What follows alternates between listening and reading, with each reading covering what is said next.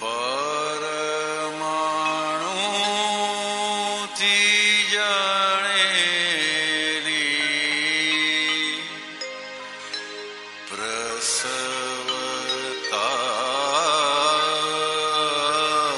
સ્વગત છે.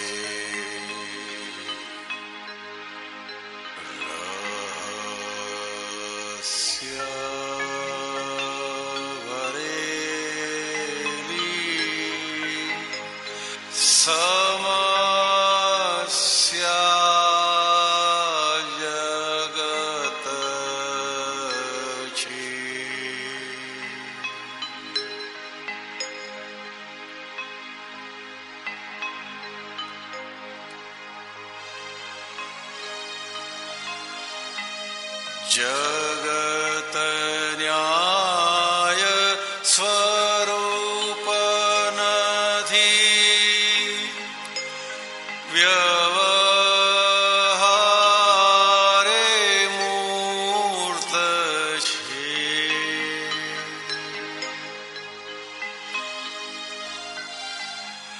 કોઈને કોઈની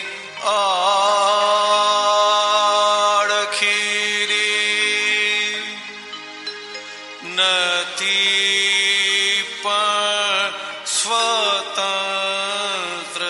છે.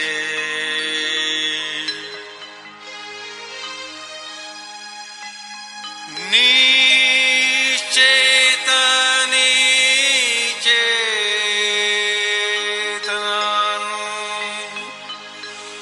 યંત્ર અદભૂત છે.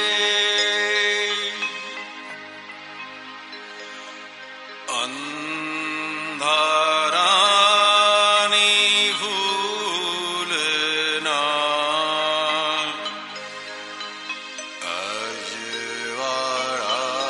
અજવાળામાં દંડ છે. દંડને નામ બને ભોગવટે ઘટ છે.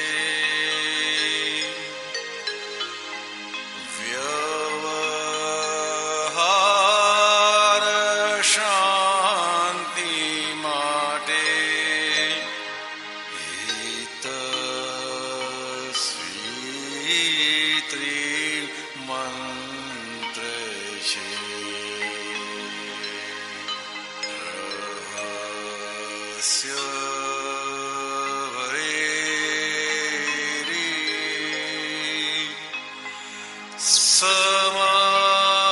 સમસ્યા જગત છે.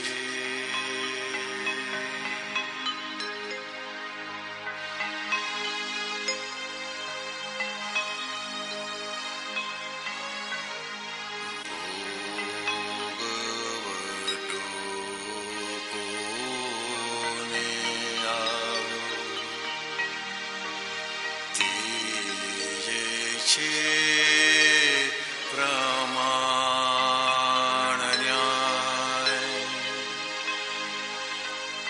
દ્રવ્ય ક્ષેત્ર કાળ ભાવે પરમાણુ ના મિલન થાય.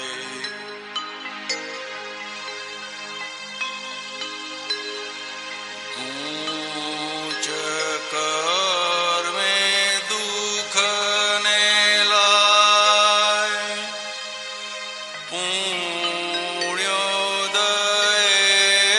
સુખ વેદાય.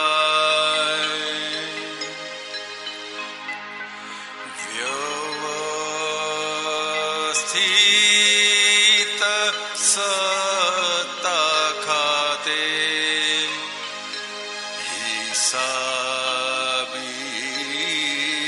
વિપાકી જાય.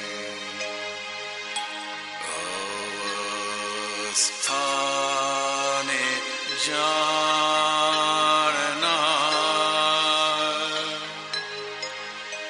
મિશ્ર અસ્તિત્વ છે.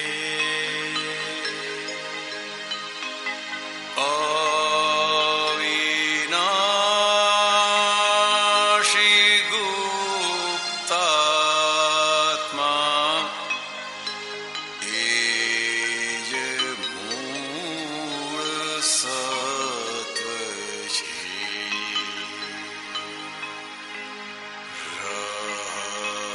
રહસ્ય ભરેલી સમસ્યા જગત છે.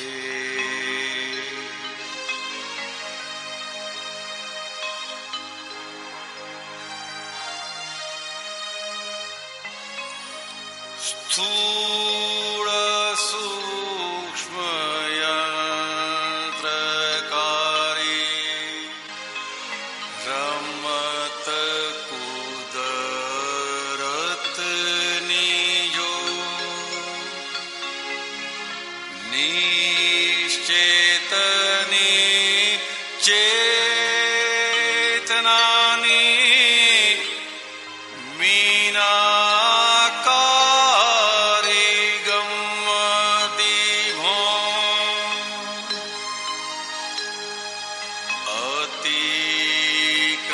અતિક્રમની સામે સત્તા તૂર્તે પ્રતિક્રમથી ધો દેહ જ્યાં દગો છે ત્યાં રમણ આત્મલક્ષી હો.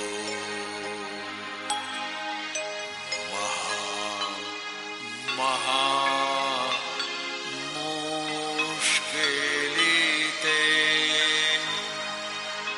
વિશ્વે આત્મલક્ષ છે. અતિશય સરળ છે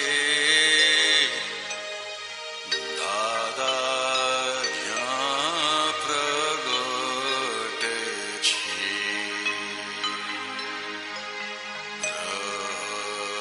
રહસ્ય ભરેલી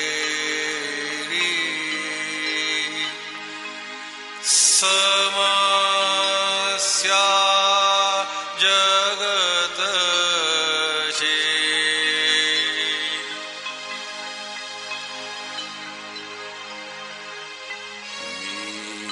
મિશ્ર ચેતનાની સંગે વેરની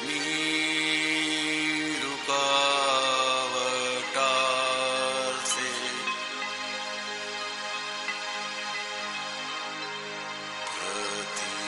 પ્રતિક્રમે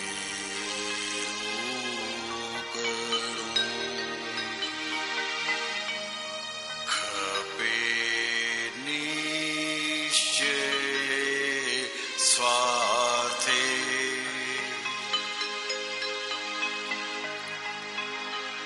મોક્ષ માટે કરણ કપડું ખપે ચોખ્ખું પરમાર્થે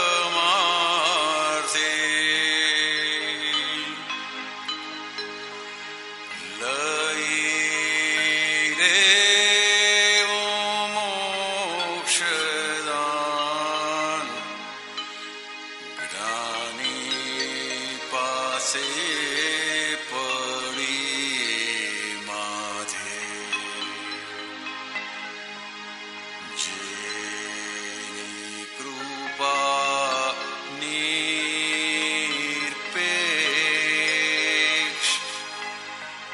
ચહું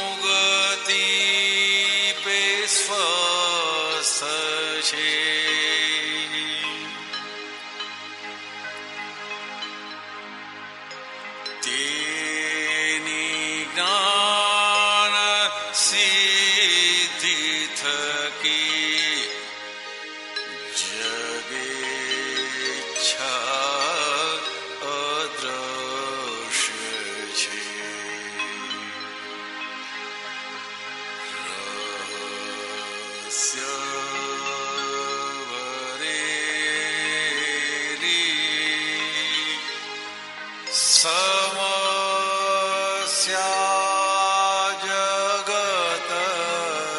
छे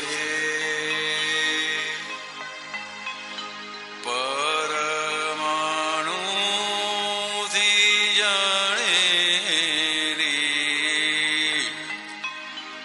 प्रसवता स्वगत छे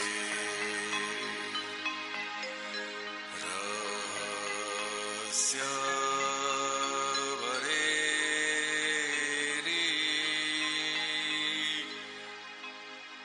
समस्या जगत छे।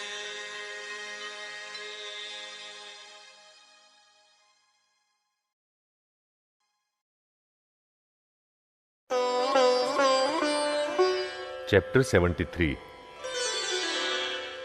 जो भुगते उसी की भूल, यही एक न्याय है।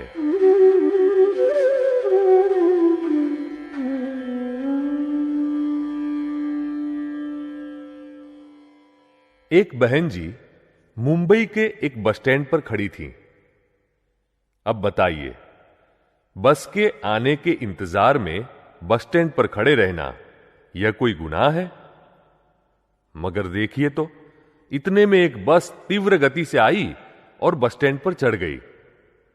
बस स्टैंड तो तोड़ दिया, साथ ही उस बहन जी को भी कुचल डाला। देखते ही देखते वहां 400-500 आदमियों की भीड़ जमा हो गई। अब यदि लोगों से इस बात का न्याय करने को कहा जाए तो क्या कहेंगे कि यह बहन जी बेचारी बेमौत बेगुनाह मारी गई, इसमें बहन जी का क्या दोष? यह ड्राइवर नालायक है, उसकी गलती के कारण यह बहन जी बेचारी बेवजह मारी गई। कभी कभी तो लगता है जैसे भगवान नाम की कोई चीज संसार में है ही नहीं। देखिए, इन लोगों ने इस घटना का यह निष्कर्ष निकाला, जबकि ज्ञानी पुरुष क्या कहते हैं कि जिसने भुगता उसी की भूल। ये जो लेन देन के हिसाब हैं, वे इस एक अवतार के नहीं है, ये तो पिछले कई जन्मों से हिसाब चले आ रहे हैं। आज उन बहन जी की गलती पकड़ी गई, अतः उन्हें सजा भुगतनी पड़ी। यह कोई अंधेरी नगरी नहीं है और ना ही यहां पोपाबाई का राज है। यह जगत तो पूर्णतः न्याय स्वरूप है। एक पल के लिए भी, एक समय के लिए भी यह जगत न्याय के बाहर नहीं रहा। जो भुगते उसी की भूल, यही एक न्याय है। इसी न्याय से जगत चल रहा है और भ्रांति के न्याय से पूरा संसार टिका हुआ है। चोर और साहूकार, इन दोनों में से अभी कौन भुगत रहा है? जिसे भुगतना पड़ा उसी की भूल। जेब कतरा तो पकड़ा जाएगा तब चोर कहलाएगा। अभी तो वह होटल में आराम से चाय नाश्ता कर रहा है ना। अभी कौन भुगत रहा है? जिसकी जेब कटी है वह। अतः कुदरत का न्याय यह कहता है कि उसी की भूल है। पहले उसने भूल की होगी, उसका फल आज आया, उसी कारण वह लूटा गया। यह तो ज्ञानी पुरुष ने ज्ञान में जैसा है वैसा ही देखा कि जो भुगतता है भूल उसी की है। एक मशीन है, हमने खुद ही उसे बनाया है और उसके गियर व्हील में हमारी अंगुली आ जाए तो हम लाख उस मशीन से कहे, अरे भाई मेरी अंगुली है, मैंने ही तुझे बनाया है, तो क्या वह गियर व्हील हमारी अंगुली छोड़ेगा? नहीं छोड़ेगा। वह भी आपको यही समझाता है कि इसमें मेरा क्या दोष है, तुम भुगत रहे हो, अतः भूल तुम्हारी ही है। ठीक इसी तरह बाहर सभी जगह चलती हुई कुदरत नाम की मशीनरी है और उसमें ये सब जीव गियर मात्र है। जिसने भुगता उसी की भूल, इतना ही यदि पूरी तरह से समझ में आ जाए ना, तो यही समझ मोक्ष तक ले जाए। यह जो हम दूसरों की गलतियां देखते हैं, मिनमेख निकालते हैं, यह तो बिल्कुल ही गलत है। हमारी गलती के हिसाब से ही निमित्त मिलते हैं। ये तो जीवित निमित्त मिलते हैं, इसलिए हम उन्हें काटने को दौड़ते हैं, दोषित ठहराते हैं। लेकिन कोई कांटा चुभ गया हो तो क्या करेंगे? चौराहे पर कांटा पड़ा है, हजारों इंसान वहां से गुजरते हैं, तो भी किसी को नहीं चुभता, लेकिन लल्लू भाई के पांव में चुभ जाता है, तो इसे क्या कहेंगे? यह कुदरत, यह व्यवस्थित तो कैसा है कि जिसको कांटा चुभना होगा उसी को ही चुभेगा। यह व्यवस्थित ही बाकी के सभी संयोग इकट्ठे करवा देता है। फिर इसमें निमित्त का क्या दोष? आप सभी को क्या लगता है?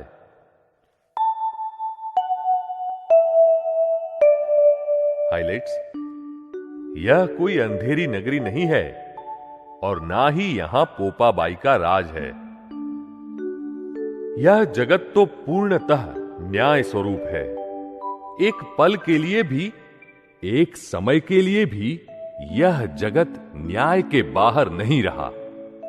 जो भुगते उसी की भूल, यही एक न्याय है। इसी न्याय से जगत चल रहा है और भ्रांति के न्याय से पूरा संसार टिका हुआ है।